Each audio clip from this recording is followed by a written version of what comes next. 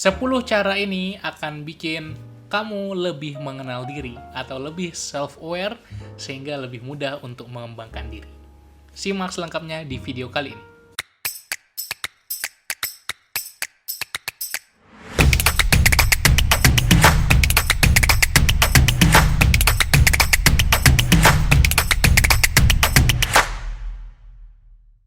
Halo, kembali lagi bareng gua Umar di channel Pembelajar Produktif. Kita membahas tentang self-development dan productivity.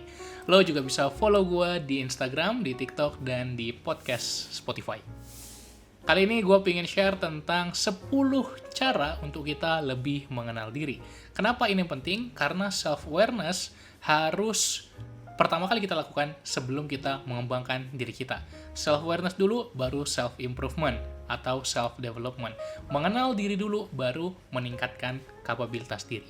Ketika kita sudah mengenal diri kita, akan jauh lebih mudah untuk kita mengupgrade diri kita. Karena kita tahu bidang mana yang perlu di-upgrade, apa yang perlu dibenahi. Jadi, semuanya kuncinya dari self-awareness dulu. Menurut lo, apakah lo sudah mengenali diri lo? Atau belum? Atau di antaranya? Dimanapun posisi lo sekarang, lo akan tetap bisa meningkatkan kenal diri lo, self-awareness lo. Semakin self-aware dengan 10 tips ini. Yang pertama adalah mengenali dan memahami kebutuhan fisik dan mental kita. Apa yang kita benar-benar butuhkan, atau sekedar kita inginkan.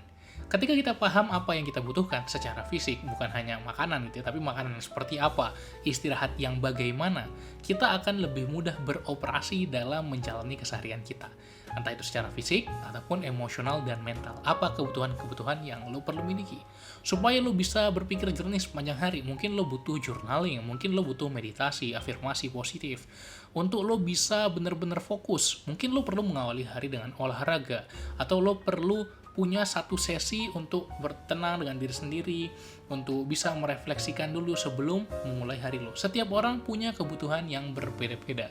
Tapi kita perlu mengenali kebutuhan kita secara spesifik apa, supaya lebih mudah menavigasi hari-hari kita. Yang kedua adalah mengetahui prioritas dan fokus kita. Apa yang lo prioritaskan dalam hidup ini? Apa yang lo mau fokuskan sekarang? Ingat, yang mau difokuskan sekarang. Nggak apa-apa kalau kita punya banyak fokus, tapi sekarang mana dulu yang prioritas? Tentu saja bisa berubah-ubah sepanjang waktu, dan setiap orang punya timeline yang beda-beda. Setiap orang punya fasa tertentu dalam hidupnya. Di fasa hidup lo sekarang, di episode hidup lo sekarang, apa yang mau lo prioritaskan? Apa yang mau lo fokuskan? Apakah karir? Apakah hubungan? Apakah pertemanan? Apakah keuangan? Apa yang mau sekarang banget lo fokuskan dalam fasa lo sekarang? Apakah lo lagi perlu banget uang untuk kebutuhan yang banyak sekali, atau lo perlu banget untuk belajar tingkatkan kemampuan diri terus? Mana yang mau sekarang lo prioritaskan? Itu akan membuat kita lebih kenal diri juga. Yang ketiga adalah bisa mengelola emosi dan perasaan. Emotional health and emotional awareness itu saling berkaitan. Mental health dan mental awareness itu saling berkaitan. Untuk kita bisa punya emosi dan mental yang sehat, kita perlu bisa mengelolanya. Bukan berarti kita nggak boleh emosional, bukan berarti kita nggak boleh marah, nggak boleh sedih, nggak boleh senang, berlebihan, bahagia, kecewa. Semua emosi itu penting. Dan kita pasti akan merasakan terus-menerus, tapi kita bisa mengelolanya. Bukan berarti kita benar-benar muka datar, tidak merasakan emosi, tidak merasakan perasaan apapun, bukan.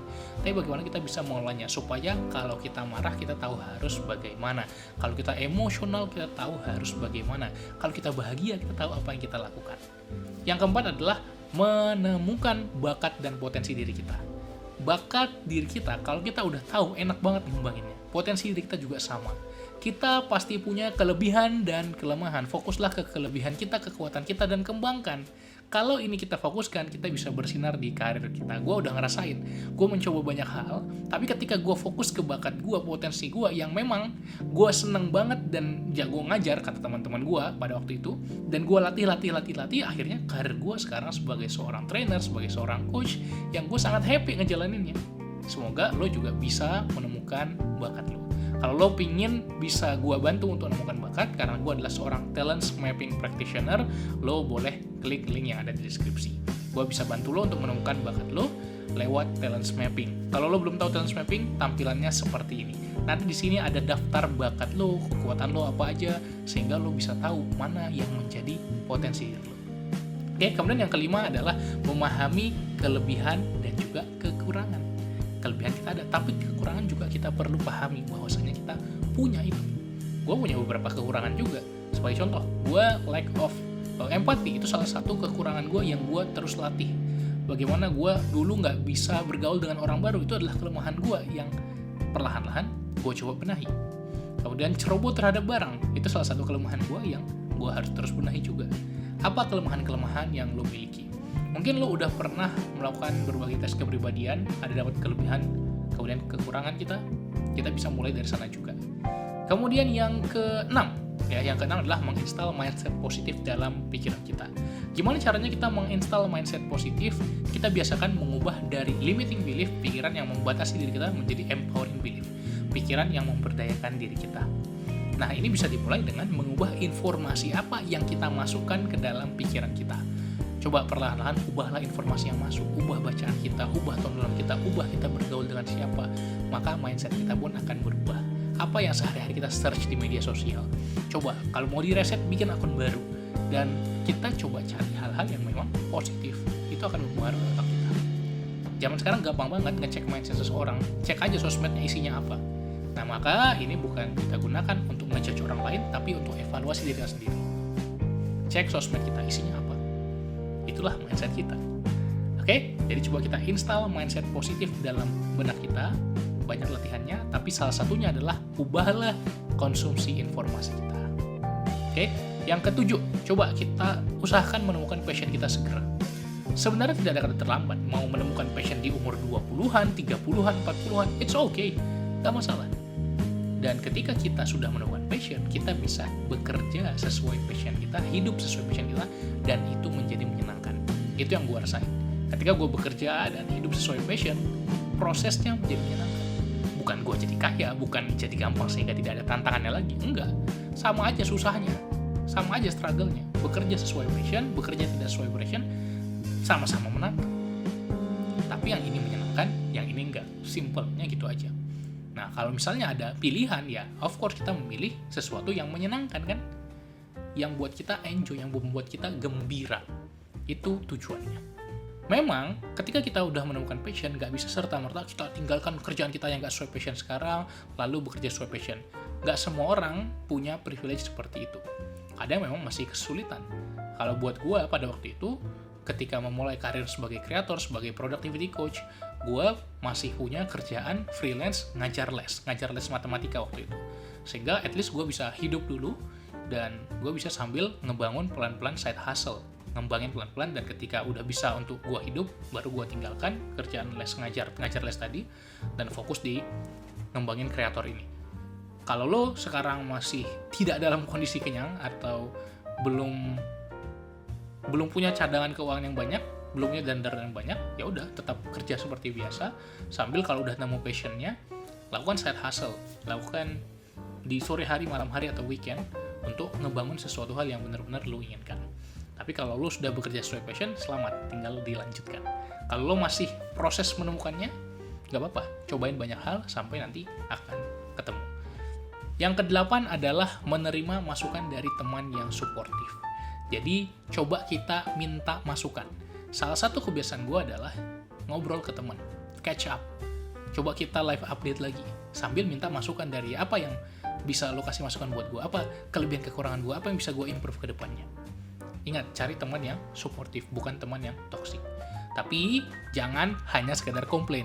Bang, nggak bisa, lingkunganku toksik semua. Bang, temanku nggak ada yang benar-benar suportif. Ya, effort kita untuk mencari teman yang suportif tadi gitu loh. Bukan kita untuk komplain-komplain saja. Nggak ada gunanya kalau kita komplain-komplain. Justru kita perlu punya effort untuk mencari teman yang suportif tadi. Cari teman-teman kita yang keren-keren, yang menurut kita positif. Kita minta masukan dari dia. Karena dari situ kita bisa menemukan blind spot kita, titik buta kita, yang kita nggak sadar bahwasanya kita seperti itu. Ketika kita dapat masukan yang jujur dan tulus dari teman kita jadi sadar ada ruang-ruang untuk kita bisa bertumbuh. Yang ke-9, tahu kapan saatnya kerja, tahu kapan saatnya istirahat. Jadi ketika kerja ya fokus bekerja, ketika istirahat ya udah recharge lagi energi kita supaya siap bekerja dengan baik. Jadi perlu kita miliki balance itu, keseimbangan itu, integrasi itu. Memang tidak serta-merta jumlah jam kerja sama jam istirahat harus sama. Setiap orang punya kadar yang berbeda-beda. Kita perlu menyadari dan mengenali diri kita kadarnya masing-masing berapa lama. Kemudian yang terakhir, yang ke-10 adalah menemukan tujuan hidup. Ini paling terakhir tapi juga paling deep ya. Ketika gue menemukan tujuan hidup gue, dan gue men-state tujuan hidup gue adalah terus belajar dan mengajar, terus upgrade diri dan upgrade orang lain. Happy banget coy, menjalani apapun tuh happy banget. Di setiap sesi coaching, memang capek, pasti capek, melelahkan, banyak perlu dipelajari, perlu effort. Tapi di setiap sesi coaching, setiap sesi training, setiap ngajar, gue sangat-sangat bahagia, sangat-sangat enjoy ngelakuinnya. Dan kalau lo ngerasa itu butuh, ya perlahan-lahan carilah purpose kita, tujuan hidup kita. Rumus purpose sederhananya, purpose adalah passion ditambah impact. Jadi, apa passion kita? Kalau ada nilai manfaatnya buat orang lain, maka dia jadi purpose. Kalau ada dampaknya buat orang lain, itu akan memberikan kita kebahagiaan puncak. Ingat, berdampak buat orang lain, berkontribusi, melayani orang adalah salah satu dari kebutuhan spiritual manusia. Ketika kita mendapatkan, menerima sesuatu, kita akan happy. Tapi kalau kita bisa memberi, berbagi, berkontribusi, berdampak, melayani orang lain, kita akan jauh lebih happy lagi. Akan senang, tapi senangnya beda. Kita akan gembira melakukannya. Itu dia 10 cara untuk kita lebih mengenali diri, untuk tahu diri kita siapa, untuk bisa punya kompas menjalani kehidupan kita, dan bisa upgrade diri dengan lebih baik. Yang mana yang mau lo terapkan dari 10 ini? Semoga bermanfaat. Jangan lupa subscribe, like, komen, dan bagikan ke teman-teman lo. Sampai jumpa di video-video lainnya. Salam pembelajar.